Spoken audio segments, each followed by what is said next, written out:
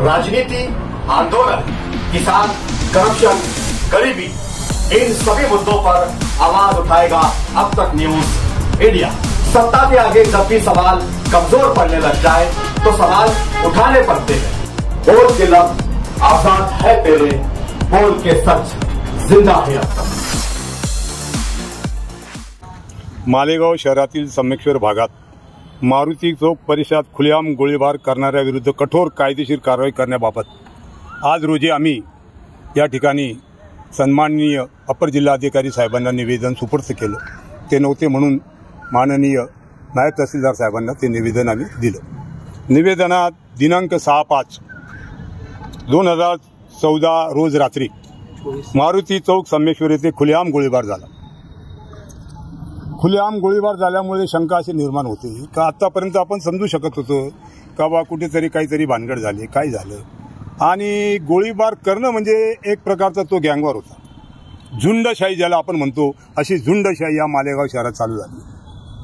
तर या झुंडशाहीबद्दल आम्ही 31/3/2024 रोजी अपर पोलीस अधीक्षक मालेगाव यांना एक निवेदन सुपूर्द केलं का मालेगाव शहरात या भागात सम्मेश्वर भागात छोटे मोठे चांगल्या प्रकारचे गुन्हे या ठिकाणी घडत आहेत। तर तुम्हाला शहरामध्ये कुठेही असं वाटलं का बुवा ह्या ठिकाणी आपण कोम्बिन ऑपरेशन राबवायला पाहिजे तर त्यांनी राबवलं पाहिजे असं आम्ही 3 महिने अगोदर सूचित केलं। पण काय असं सर्वसामान्याच्या गोष्टीला प्रशासन किती दुजोरा देतं हे मला सांगता येत नाही। पण मला शंका निर्माण होते का आमचं निवेदन दिल्यावर यांच्यावरती कारवाई करण्यासाठी कोणी थांबवतं का यांना, असं आम्हाला वाटू लागलं।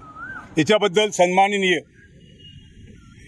आपले मुफ्ती साहेब यांची भेट घेतली मी एका कार्यक्रमात आणि त्यांना विनंती केली की साहब आप भी इधर ध्यान देना चाहिए कि क्या चल रहा है शहर में। तो त्यांनी स्पष्ट शब्दात सांगितलं कि इस मालेगाव शहर के अंदर जब तक इनको बचाने वाले हैं तब तक ऐसे वाकया होते रहेंगे।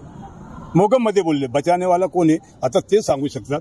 पण मी म्हणतो यांना जर वाचवलं तर त्या वाचवणाऱ्याला हे समजत नाही का या मालेगावची एक छबी खराब होऊ राहिली। दुसरी गोष्ट मालेगावची शांतता धोक्यात येऊ राहिली। अहोरात्र हिंदू मुस्लिम बांधव या मालेगाव शांतता नांदवण्यासाठी प्रयत्न करीत असतात।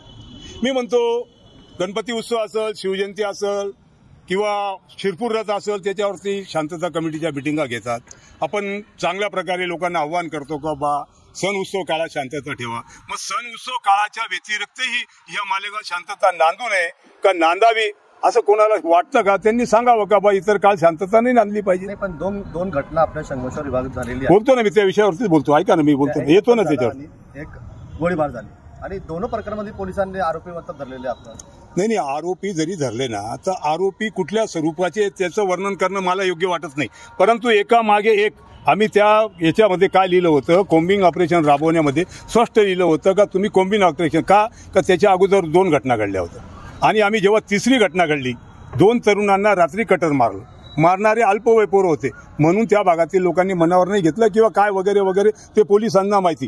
पोलिसांचं तर आता असं म्हणणं आहे की तुम्ही काही करा आम्ही बसलो आहोत अशी दबत्या आवाजामध्ये चर्चा आहे। मी म्हणतो पोलीस प्रशासन असं कसं काय म्हणू शकतो तुम्ही काही करा आम्ही बसलोय। पण लोक जेव्हा बोलतात तर आम्हालाही शंका निर्माण होती का बा काय चाललंय, कुठे आहे प्रशासन, शासन आणि प्रशासन मध्ये दुरावा आहे का। मग प्रशासन करायची इच्छा असेल शासन करू देत नाही का। पोलिसांची तर अवस्था अशी आहे कहू तो महामारी जाय ना कहू तो बाप कुत्ता का, अशी परिस्थिती पोलीस प्रशासनाची।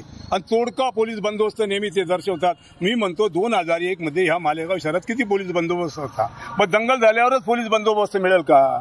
नेहमी एकच कारण असतं आमच्याकडे तोडका पोलीस बंदोबस्त। अरे हा पण तोडका पोलीस बंदोबस्त मी काय म्हणतो पूर्ण महाराष्ट्राचा फोर्स इथे लागणार आहे का, नाही। जे आहे त्यांनी जर वेळेवरती कामकाज केलं आणि काय वरच्या अधिकाऱ्यांना काही कळत नाही खालचीच मजा मारून घेता। मी तुम्हाला सांगतो आता उमप साहेब नाशिकला होते, शिस्तबद्ध काम चालू होतं, नशाच्या गोळ्या असतील, कुत्ता गोळी असेल, गुटखा असेल, उमप साहेब गेले तर या मालेगाव शहरात पेढे वाटले गेले। मला एक जण पेड़ा द्यायला आला, बोले देखो कहा तक गुटखा तुम बंद करेंगे, चले गए हमारे जोड़ीदार हमारे विरोधक ये तुम पेड़ा लो। आता जे जिल्हा एसपी आलेले हां ते त्यांचे सगळं काम करत नाही।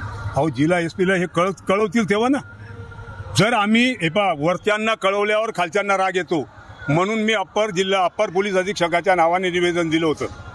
हे जे निवेदन होतं अप्पर पोलीस हे आम्हाला समजपत्र देतात तुमचा अर्ज निकाली काढण्यात आला। अर्ज कसा निकाली काढता समोरच्याला बोलवलं पाहिजे ना।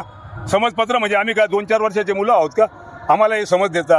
हा नवीन एक हिस्ट्रीमध्ये यांचा तुम्हाला समजपत्र देण्यात येते, तुमचा अर्ज निकाली काढला, आपण निवेदन दिलेलं आहे. हा. पुढची भूमिका काय राहील? पुढची भूमिका हीच आहे की हे असं जर चालू असलं तर मालेगावकर पूर्ण समाजाला, दोघं समाजाला एकत्र घेऊन एक मोठं आंदोलन छेडावलं. आता मी तुम्हाला मालेगाव सांगतो, शिवजयंती असेल, गणपती उत्सव असेल, आम्हाला जर पोलिसांनी परवानगी नाकारली तर आम्ही रस्त्यावर उतरतो. मग आता मारुती चौकातला प्रश्न आहे, तिथले रहिवासी का शांत आहेत हा त्या रहिवाशाने माझा प्रश्न आहे. त्यांनी सुद्धा प्रशासनाच्या मागे उभं राहिलं पाहिजे. पण प्रशासनाकडून काही अपेक्षा आहे, प्रशासन काही रिझल्ट देईल. आता बघा ना तुम्ही, काल परवा ही घटना घडली, काल आझादनगरमध्ये किती टाके पडले त्या माणसाला? 150 टाके. फिर क्या हम यही बोलना चाहिए ना? हम तो अपर साहब को बोले ना, हैवान की बस्ती में इंसान की जिंदगी सस्ती हो गई. अरे फायर होता है, इसका मतलब क्या फटाकडे फुट रहे क्या? कोई दिवाळी मना रहा? वरातीनंतर घोडे या मालेगावात प्रशासन काढतं आणि आमच्यासारख्या जर बोलायला गेलं तर त्याला प्रशासन टार्गेट करतं. हा असा बऱ्याच कार्यकर्त्यांचा अनुभव आहे. म्हणून कार्यकर्ते, सर्वसामान्य माणूस तक्रारीला झजावत नाही, तो हिंदू असो का मुसलमान. का एक असं व्हील पॉवर तयार केली पोलिसांनी? हा बोलला का त्याची कुंडली काढा, तो बोलला का त्याची काय कुंडली काढता? पहिले आपलं आत्मपरीक्षण करा का आपण कुठे कमी पडतो. जर तुम्ही बरोबर वेळेवर सगळ्या गोष्टी केल्या तर आम्हाला बोलायची काही गरज नाही ना. आम्ही ह्या मालेगाव शहरातले शुद्ध नागरिक आहोत. जरी कोणी बोलत नसेल, चुका झाल्यावर तर आम्हाला बोलावंच लागेल. खुलेआम फायर होतोय, खुलेआम एकाचा जीव गेला, परवा जीव गेला आपला, 15 दिवसापूर्वी गेला ना तो रफिक शाखा कोणचा. तर त्याच्यामध्ये मग काय पोलीस लगेच म्हणतात, त्याला मी सांगितलं होतं तो गेला असता तर वाचून गेला असता, असं पोलिसांचं म्हणणं आहे. म्हणजे पोलीस त्याला सांगतात तू चले जा, बच जायगा. म्हणजे पोलिसांना माहिती होतं तो मरणार आहे. ही काय अंधेर आहे? हे कुठलं प्रशासन आहे? मला काही कळतच नाही. शासन आणि प्रशासनामध्ये दुरावा झालेला आहे आणि आज प्रशासन जरी जागृत असेल पण शासन भातम तुपम खातीन मस्त राहते. काही घेणं नाही या मालेगावसाठी. मी म्हणतो इतर विषयावरती तुम्ही आढावा बैठक लावता, मग कायदा सुव्यवस्थेच्या बाबतीत का आढावा बैठक लावत नाही? ते आमदार असतील, मंत्री महोदय असतील सन्माननीय, यांनी या विषयावरती मालेगावचा विकास जर होत असेल आणि अशा अडथळे येत असेल तर मला वाटत नाही का मालेगावचा विकास होईल.